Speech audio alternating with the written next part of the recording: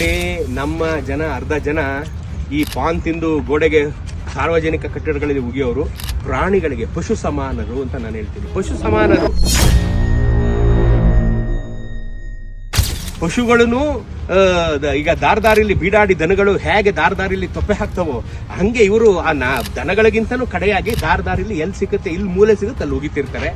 ಮೊದಲನೇದಾಗಿ ನನ್ ಕೇಳಿದ್ರೆ ಆ ಪಾನ್ ಪರಾಗ ಹಾಕೋದನ್ನೇ ಬ್ಯಾನ್ ಮಾಡಬೇಕು. ಮೊದಲು ಆ ಗುಟ್ಕಾ ಅದ್ರಿಂದ ಬರೋವಂಥ ಕ್ಯಾನ್ಸರ್ ಇದನ್ನ ಬ್ಯಾನ್ ಮಾಡಬೇಕು. ಅಟ್ಲೀಸ್ಟ್ ಆಗ ನಮ್ಮ ದೇಶ ಶುಚಿ ಆಗುತ್ತೇನೋ ಅಂತ ನೋಡ್ಬೇಕು.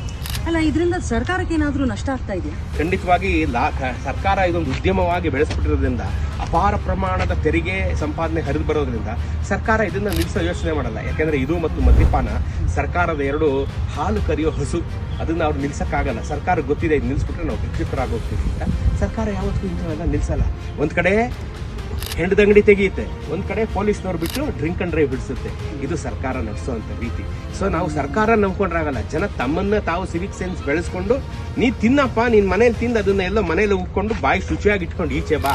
ಬಾಯಿ ತೆಗೆದ್ರೆ ಬ್ರಹ್ಮಾಂಡ ಅವನು ನೋಡಕ್ಕೆ ಆಗಲ್ಲ. ಆ ತರ ಪಾನ್ ಇಟ್ಕೊಂಡು ಮಾತಾಡ್ತಿರ್ತಾರೆ ಅಂತ ಮಾತಾಡ್ತಿರ್ತಾನೆ. ಅದಾಗಬಾರ್ದು ಅಂತ ನನ್ನ ಇಚ್ಛೆ. ಅಲ್ಲ, ಈಗ ಹೋದ್ಸಲ ಇಂಟರ್ನೆಟ್ ಅಲ್ಲಿ ಓದ್ದೆ, ಭಾರತ ಸರ್ಕಾರ ರೈಲ್ವೆ ಸ್ಟೇಷನ್ ನಲ್ಲಿ ಉಗಿದಿರುವಂತಹ ಪಾನನ್ನ ಕ್ಲೀನ್ ಮಾಡಕ್ಕೆ 1200 ಕೋಟಿ ಇನ್ವೆಸ್ಟ್ ಮಾಡುತ್ತೆ ಆನ್ಯುವಲಿ ಅಂತ. ಅಂದ್ರೆ ನಮ್ಮ ದುಡ್ಡು ಎಲ್ಲಿ ಹೋಗುತ್ತೆ ಅಂತ ನಮ್ ದುಡ್ಡನ್ನ ನಾವೇ ಪೋಲ್ ಮಾಡ್ತಾ ಇದೀವಿ ಅಂತ. ನಾವು ತೆರಿಗೆ ಕಟ್ಟೋ ಹಣ ನಮ್ಮ ಸದುಪಯೋಗಕ್ಕೆ ಬರಬೇಕೇ ಹೊರತು ನಮ್ಮ ದುರಭ್ಯಾಸಗಳನ್ನ ಕ್ಲೀನ್ ಮಾಡೋದಕ್ಕಲ್ಲ ಅಲ್ವೇ? ಅದು ಯಾರಿಗೂ ಅರಿವಿಲ್ಲ.